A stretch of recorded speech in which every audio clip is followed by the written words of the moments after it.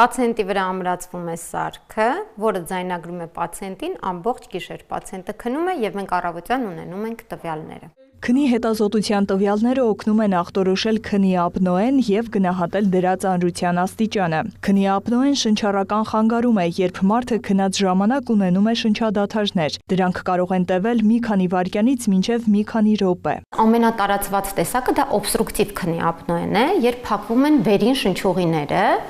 եւ այդ ընթացքում հենց այդ շնչադադարներն են տեղի ունենում։ Փակվեցին, շնչառություն չկա, բացակայում է շնչառությունը, այնուհետև օրինակ բարձր խռմփոցի ձևով կամ բավականին բարձր հևոցի ու հոգոցի ձևով նորից վերսկսվում է շնչառությունը։ Եվ իհարկե մարդը այս ամենի մասին տեղյակ չէ, որտեղ նա քնած վիճակում է լինում։ Քնի ապնոեով մարդիկ առավոտյան արթնանում են գլխացավով, չհագեցած քնի զգացողությամբ, այսինքն քնում, բայց չեն հանգստանում։ Օրվա ընթացքում ունենում են հոգնածություն, թուլություն ու քնկոտություն։ Օրինակ հեռուստացույց դիտելու ժամանակ քնում է մի վայրկյանում, սուրճ է ուզում խմել, քնում է։ Ունեմ շատ պացիենտներ, ովքեր ասում են, որ աշխատանքի ընթացքում նա ինձ խանգարում է, հաց կերա եւ քունս տարավ, ուզում եմ անընդհատ քնել, օրվա ընթացքում նույնպես, որպեսզի քնից հագենամ։ Եվ նրանք այդ ամենը կապում են ընդամենը վատ քնի հետ։ Իրենց թվում է, թե իրանք ուղղակի գիշերը վատ քնել են, բայց իրականում խնդիրը այլ է։ Խնդիրը կանում է հենց գիշերային ընթացքում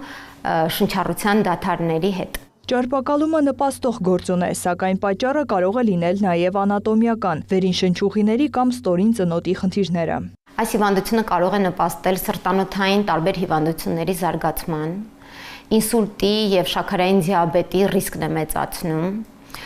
կենտրոնացման ռիսկն է մեծացնում։ Շատ պացիենտներ կան, որոնք նշում են, որ խնդիր է առաջանում հենց ավտոմեքենան վարելու ընթացքում, այդ քնկոտության հետևանքով տեղի է ունենում թեթև գիտակցության մթագնում եւ ավտովթար։ Այնուհետեւ աչքերը բացելուց հետո տեսնում են, որ վթարը տեղի է ունեցել եւ նրանք չեն էլ հասկացել նույնիսկ թե դա ինչպես է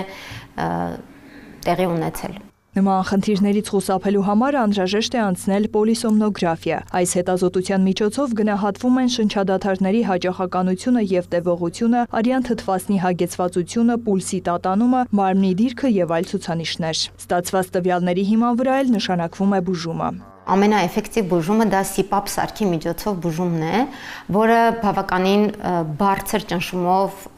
օդ է մատակարարում օրգանիզմին շնչուղիների միջոցով եւ թույլ է տալիս շնչուղիները պահել բաց վիճակում, նրա էֆեկտիվությունը 90% է, այդ բաց վիճակում պահելու արդյունքում շնչառական դադարներ տեղի չեն ունենում եւ պացիենտը արթնանում է կյանքի